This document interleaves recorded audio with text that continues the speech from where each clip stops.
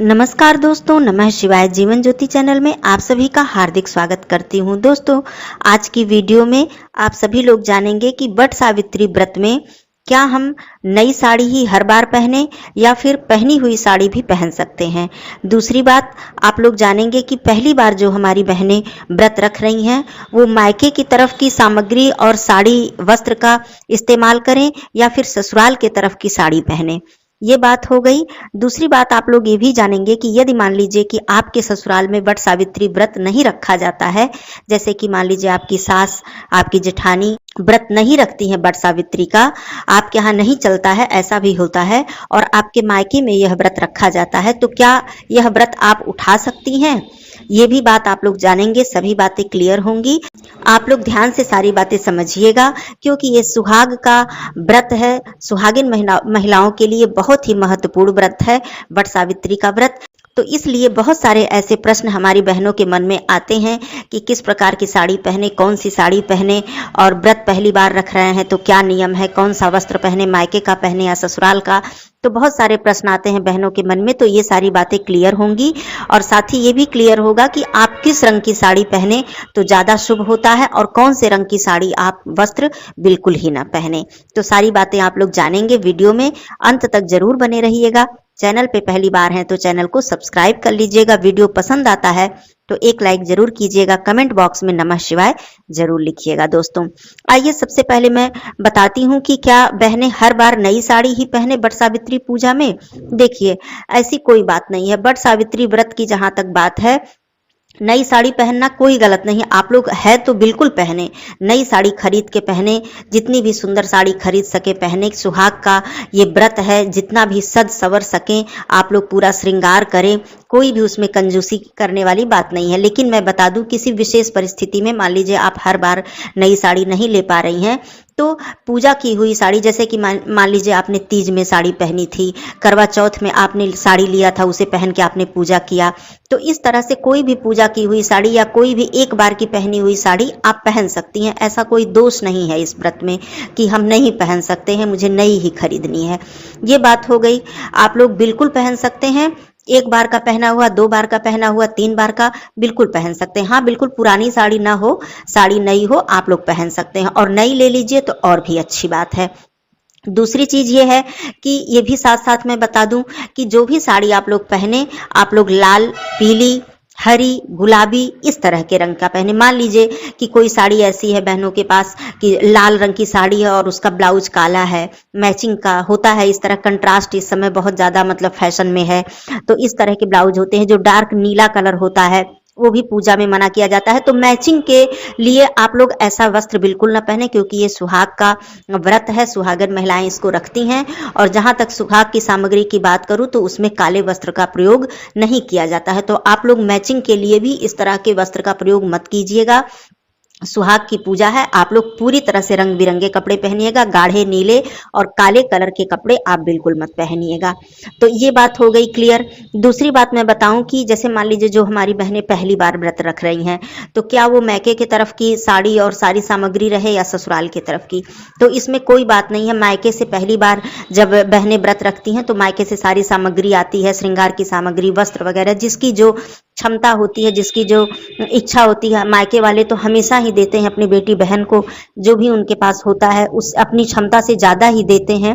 तो ये बात नहीं है, लेकिन ऐसा कोई नियम नहीं है इस व्रत में। हमारे यहाँ तो यही परंपरा है बहुत पुराने समय से। आप लोग अपने भी बड़े बुजुर्ग से एक बार पूछ लीजिएगा और सब कुछ समझ लीजिएगा।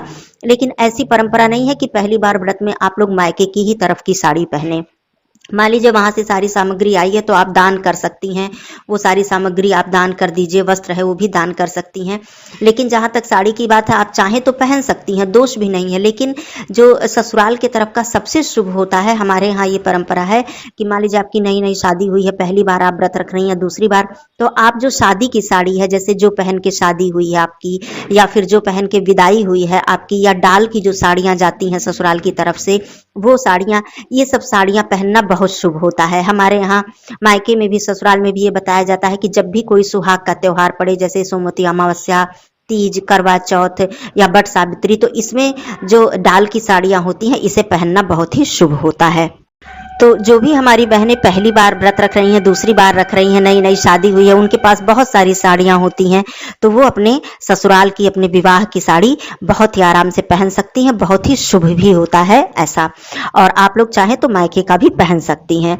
दूसरी चीज, सबसे इंपॉर्टेंट बात, ऐसे ऐसे प्रश्न बहुत सारे हमारी बहनों के मन में आते हैं कि मान लीजिए आपके ससुराल में यह व्रत नहीं रखा जाता है, कहा जाता है कहीं कहीं कि हमारे यहाँ ये व्रत नहीं सहता है, तो ऐसा भी होता है और आपकी इच्छा है व्रत रखने की, आपके मायके में रखा जाता है, तो मैं एक बात बहुत ही पूर्ण विश्वास के साथ बता रही हूँ, गारंटी के साथ, क्योंकि हमारे यहाँ ऐसा हुआ है, इसलिए मैं और भी विश्वास के साथ ये बात बता रही हूँ। मान लीजिए आपके मायके में रखा जा रहा है या फिर आपकी ननद के यहाँ रखा जा रहा है और आप रखना चाह रही हैं, तो इसमें कोई दोष नहीं है। पहली बात तो इस विषय में आप अपने बड़े बुजुर्ग, अपने सास से, अपनी जेठानी से, अपने घर के जो ससुराल के बड़ी महिलाएं हैं, बुजुर्ग महिलाएं, उनसे भी पूछ लीजिएगा।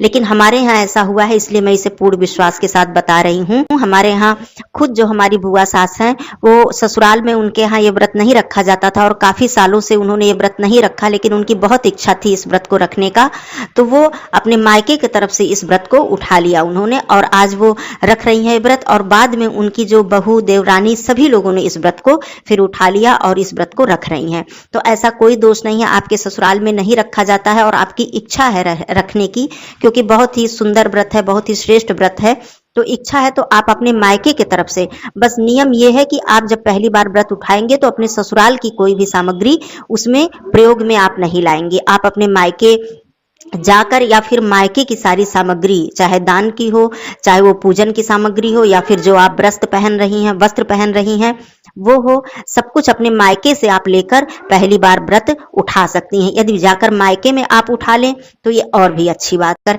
कहने का मतलब, माता पक्ष से कोई भी कार्य, जैसे बेटी है ससुराल और मायका, तो ससुराल के नियम को भी लेके चल सकती हैं और माता पक्ष के तरफ के नियम को आप यदि शुरू करेंगी तो उसको भी आप लोग लेकर चल सकती हैं। ऐसा हमारे घर में हुआ है और बहुत ही शुभ इसका परिणाम भी हुआ है, कोई गलत ऐसा नहीं है।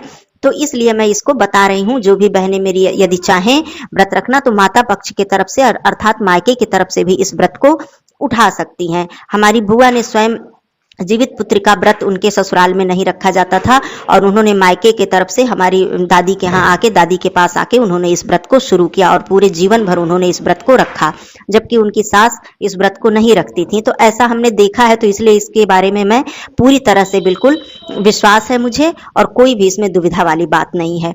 तो आप लोग मायके से भी उठा सकती हैं। दूसरी बात, जो साड़ी वाली बात थी कि कहाँ की पहनी जाए, तो वो भी आप लोग पहन सकती हैं, मायके या ससुराल की, लेकिन ससुराल की पहनना बहुत ही शुभ फलदायी होता है।